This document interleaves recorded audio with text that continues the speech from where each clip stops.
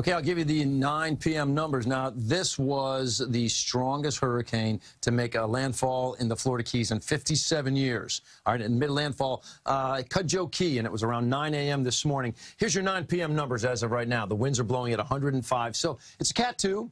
It's not the strongest Cat 2. Okay, 96 miles per hour is the threshold, but you got a Cat 2 out there.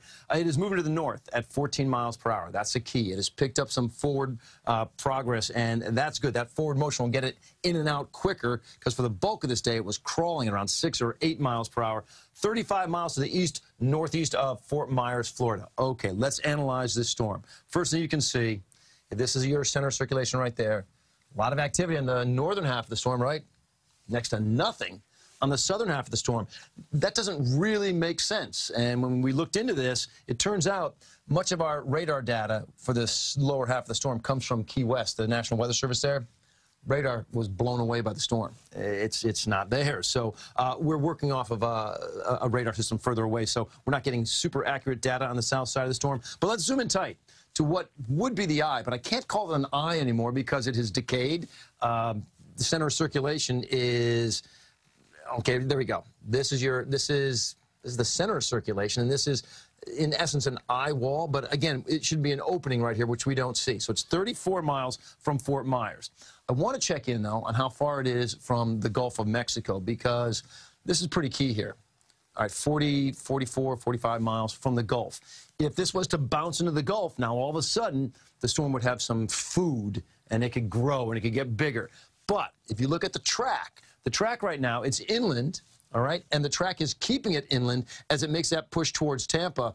And listen, it could very well emerge into the Gulf again, but as of right now, we think it stays inland moving towards Tampa. Sometime around midnight, it's probably passing the Tampa area. This is showing 2 a.m. Monday, just north of Tampa, as now a Category 1. Let's take a look at the whole track. And then as it gets up to the Florida-Georgia border, it's, you know, down to a tropical storm that sort of spins around in and around the Tennessee Valley.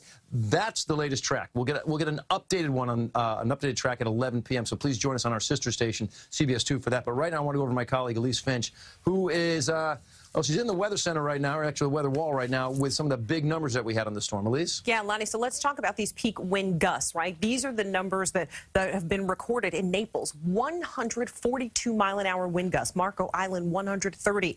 Big Pine Key, 120-mile-an-hour gusts. Cape Coral, 101. In Miami International Airport, 94-mile-an-hour wind gusts. And for Key West, 91. So these are incredibly destructive winds that have been recorded. Yes, they were gusts. They were not sustained winds, but a wind gust can do incredible damage. Take a look. These are the alerts that are still in effect. You can see hurricane warnings again for almost all of Florida. And of course, the storm surge is something else now that we're really very concerned with. It can be absolutely one of the most deadly parts of a hurricane.